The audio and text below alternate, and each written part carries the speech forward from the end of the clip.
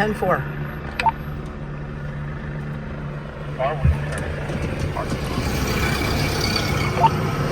We are in Stewart officially, looking for the library.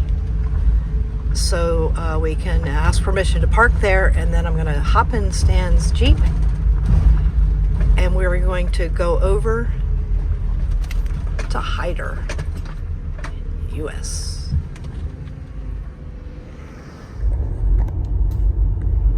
This is Hyder.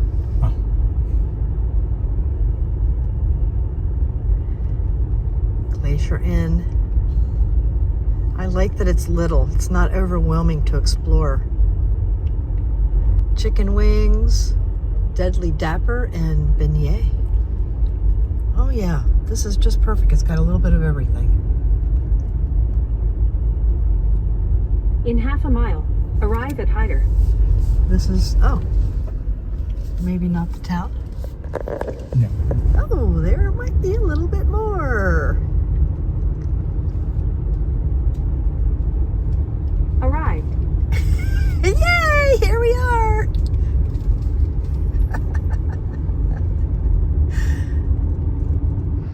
And this is Stewart.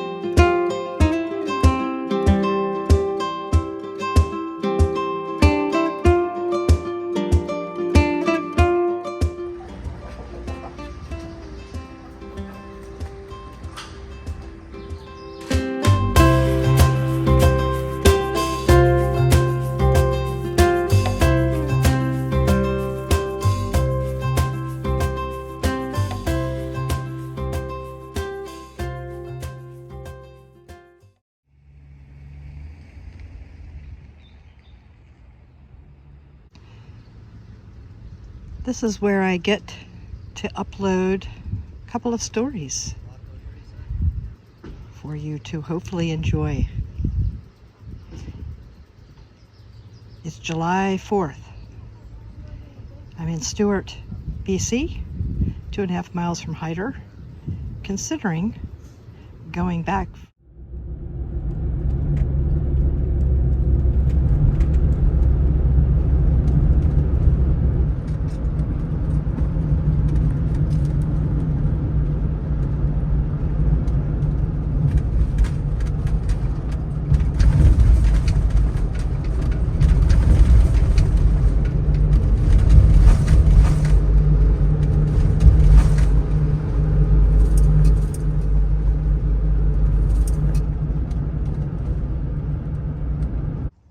Walking across the border from Stewart, BC to Hyder, Alaska. We were over here earlier this afternoon, had a really fun visit. We're camping over in Stewart, but I am walking back over because they're having an axe throwing contest, which I have missed, but they're also having another contest, which I think you gotta see it. I gotta see it to be able to figure out what's going on.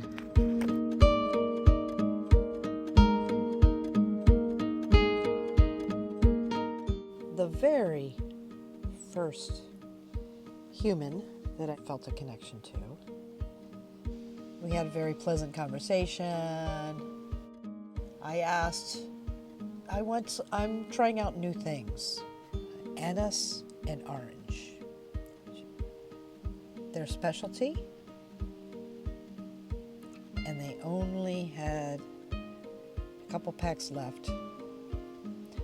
I took one, and this is the last of those 3 cookies. Thank you so much, Cookie Queen. Next to the Cookie Queen, Boundary, Galleries, and Gifts. You focus your attention on the porch to the left of the door. I heard music, and so had to investigate, and had a very pleasant conversation with a couple musicians who were in Smithers for the music festival. What? Not surprised. Always thrilling. And they were going to play again at the local bar, and I was going to try to go. It just didn't work out. I do really want to say thank you, though, because they did text me a program for the weekend for the town, celebrating Canada Day and Hyder together, two countries, celebrating these days of just being able to be. So the first thing they ordered was beignets, which the reason why you're looking at a blank purple nothing is because I ate them so fast I didn't even think about taking a picture of them. While I was waiting for the beignets to be cooked, the subject of powdered sugar came up, and I said, yeah, if you don't mind, if you're not too busy, or if you think about it, light on the powdered sugar. And I felt an instant little jolt. And Tiara leaned over and said, yeah, you know what would happen if you said that in New Orleans? And I said, well, I've never been to New Orleans, but I know what would happen just based on how I felt of the response I just got. And we all had a really, really, really nice laugh. And so that felt like an invitation while I was waiting to make this beautiful connection. I want to go down this path for a moment. Deadly dapper. Adornments to die for. This is so amazing. I am going to read it to you like a story. Yes, the wing collection features real butterfly and moth wings, which are ethically sourced and thermally laminated to preserve and reinforce the wing. I purchased these specimens from insectariums and butterfly houses after they lived their full natural lives, and then are collected after they've expired.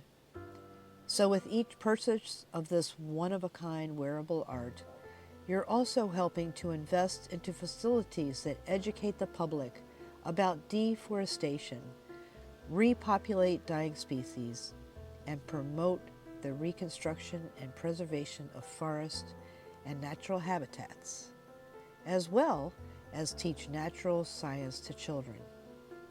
Thank you kindly for your care.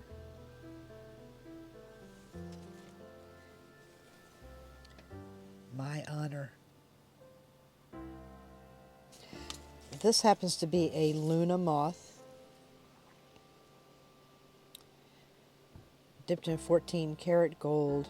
I've not been a gold person. How many times do we say that about ourselves? I'm not that. And it feels like this is what I might have come here to meet.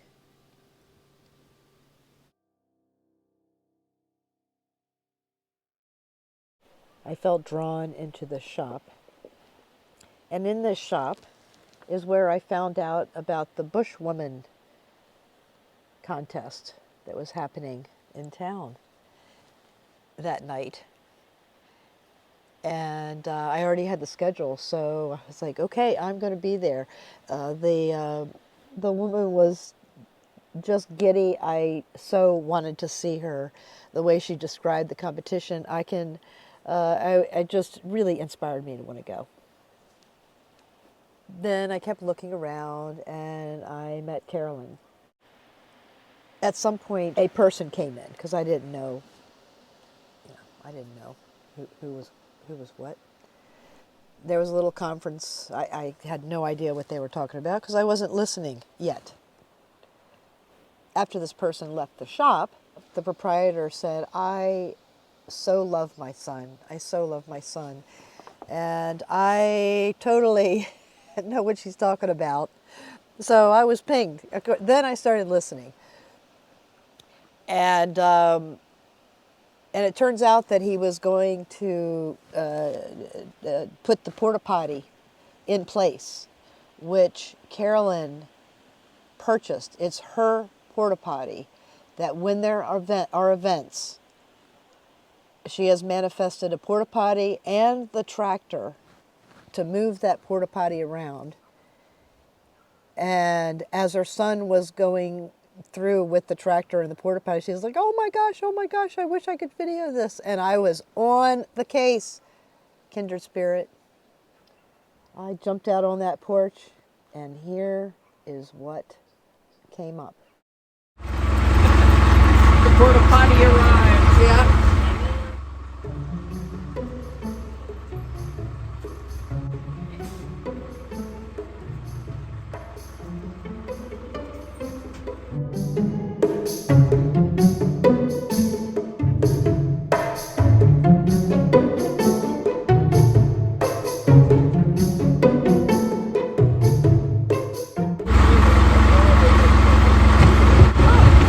Look, making it all cute.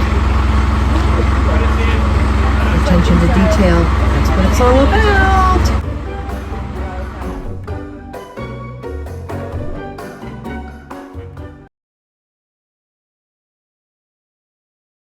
What do you know about that? Mile Zero, Alaska Yukon Highway. We couldn't go at it from the other end because of the fires. Couldn't go to Dawson. Interesting. I'm still trying to find that. Okay, I think I'm going in the right direction. They said behind the Seal Alaska Inn. Sign your name, do it, move it! Sign up.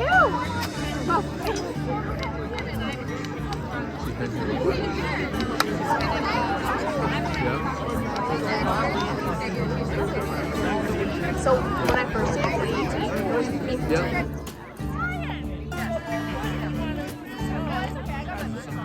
Okay, Kira wants to wait and run when your boyfriend is here. he's got a watch. Well, Ryan's not here. He went to the shop. I'm out here.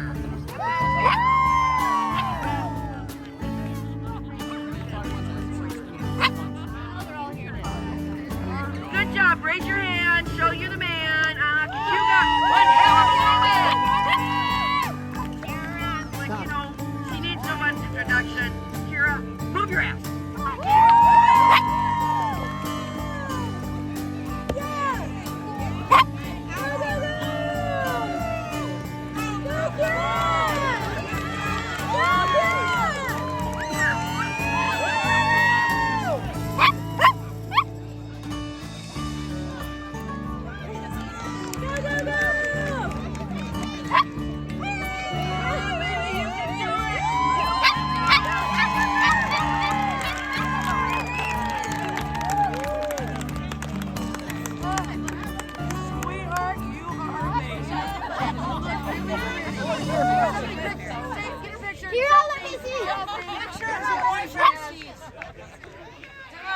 Picture. No, you can't take it off yet. Your mama here. Everybody thinks you're pretty.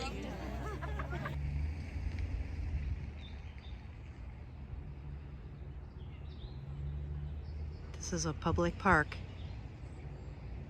in a small town with everything one needs as a traveler.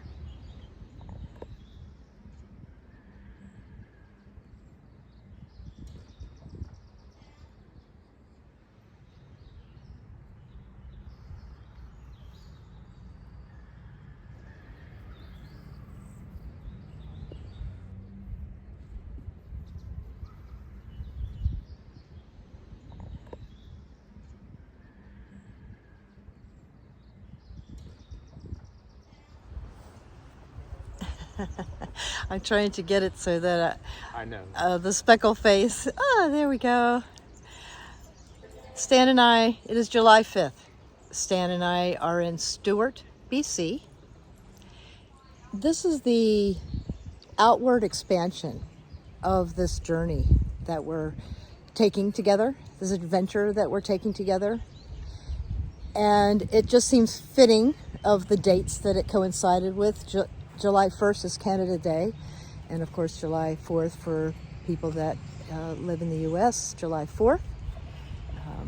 It's been a little bit ambivalent about the times. I'm hoping that you still feel uplifted, because we feel that we've been on this expansion. Everything was unknown.